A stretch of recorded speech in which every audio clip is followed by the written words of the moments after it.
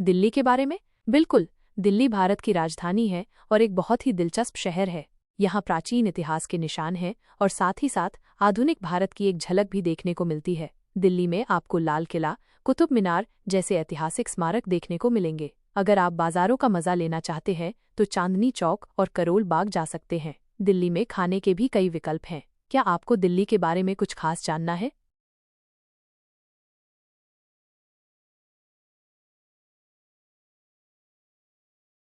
दिल्ली की स्थापना राजपूत तोमर वंश के शासक अनंगपाल ने 736 ईस्वी में की थी। उस समय इसे लाल कोट के नाम से जाना जाता था।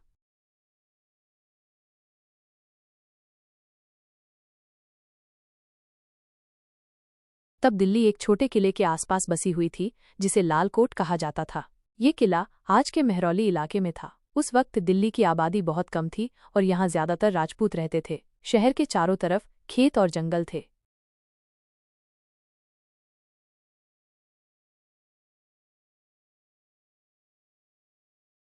जी हाँ, राजपूतों का इतिहास युद्धों से जुड़ा हुआ है। वो अपने राज्य की रक्षा के लिए हमेशा तैयार रहते थे। उस वक्त भी राजपूतों के बीच और आसपास के राज्यों के साथ लड़ाइयाँ होती रहती थीं।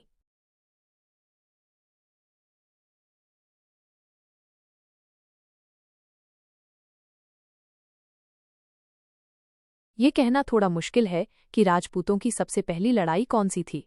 ऐसा इसलिए क्योंकि राजपूत कई अलग अलग कबीलों से बने थे और हर कबीले का अपना अलग इतिहास था। लेकिन अगर आप दिल्ली के इतिहास के बारे में जानना चाहती हैं तो मैं आपको बता सकती हूँ कि दिल्ली पर सबसे पहला हमला 1192 में हुआ था। उस वक्त दिल्ली पर चौहान राजपूतों का राज था और उस वक्त के राजा पृथ्वीराज चौहान थे।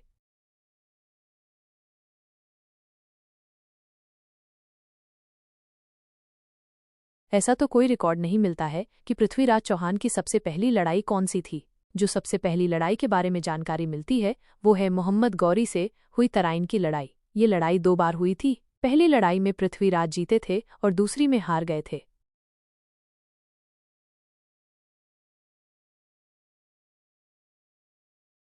हाँ, पृथ्वीराज चौहान को एक महान योद्धा माना जाता है। उन्होंने बहुत कम उम्र में ही दिल्ली की गद्दी संभाली और कई युद्ध जीते। उनकी वीरता और साहस की कहानियां आज भी मशहूर हैं।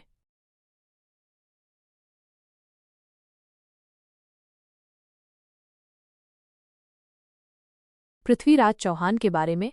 वो एक महान योद्धा थे जिन्होंने 12वीं सदी में भारत के एक बड़े हिस्से पर राज किया था। उन्होंने कई युद्ध जीते लेकिन आखिरकार मोहम्मद गौरी से हार गए। क्या आप पृथ्वीराज के बारे में और जानना चाहेंगे?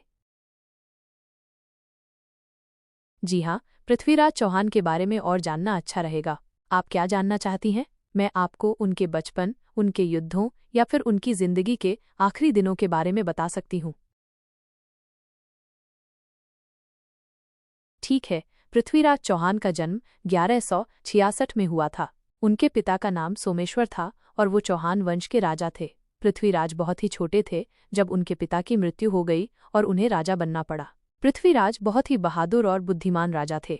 उन्होंने अपने राज्य की बहुत अच्छी तरह से देखभाल की और कई दुश्मनों को हराया। लेकिन सबसे बड़ी लड़ाई हुई मोहम्मद गौरी से।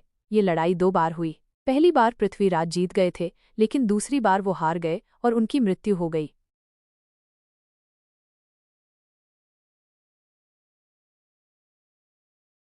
हाँ, पृथ्वीराज चौहान ने शादी की थी। उनकी पत्नी का नाम संयोगिता था। उनकी शादी की कहानी काफी मशहूर है। क्या आप उनकी शादी की कहानी सुनना चाहेंगे?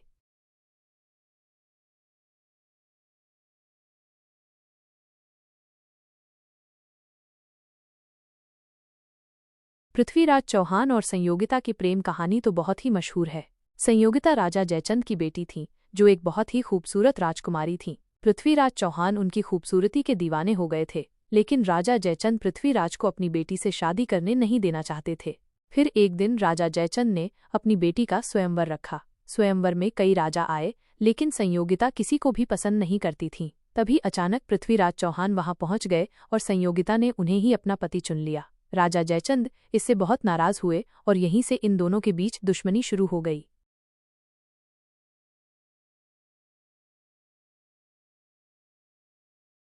राजा जयचंद की नाराजगी इतनी बढ़ गई कि उन्होंने पृथ्वीराज चौहान से बदला लेने के लिए मोहम्मद गौरी से मदद मांग ली। गौरी ने भी मौका देख ही रहा था। इस तरह राजा जयचंद की वजह से ही पृथ्वीराज चौहान और मोहम्मद गौरी के बीच लड़ाई हुई।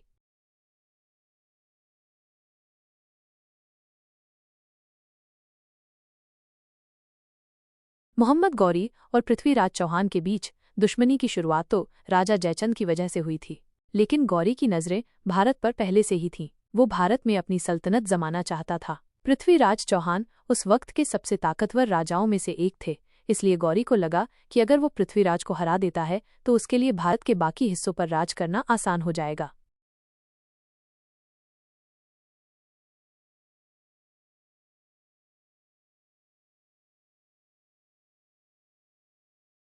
ये कहना थोड़ा मुश्किल है कि दिल्ली पर कितने राजाओं ने राज किया है। ऐसा इसलिए क्योंकि दिल्ली पर कई अलग अलग वंशों ने शासन किया है और हर वंश में कई राजा हुए हैं। अगर आप दिल्ली सल्तनत की बात करें तो उस दौरान दिल्ली पर 5 अलग अलग वंशों ने राज किया था। इनमें गुलाम वंश, खिलजी वंश, तुगलक वंश, सैयद वंश और लोदी वंश शामिल हैं। इन सबके अलावा दिल्ली पर मुगल बादशाहों ने भी राज किया था। तो अगर आप पूरे इतिहास की बात करें तो दिल्ली पर सैकड़ों राजाओं ने शासन किया होगा।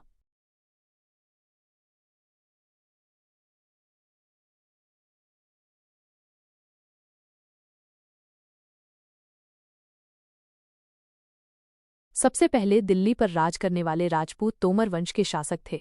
इनमें से सबसे पहले राजा अनंगपाल थे। उन्होंने 736 ईस्वी में दिल्ली की स्थापना की थी।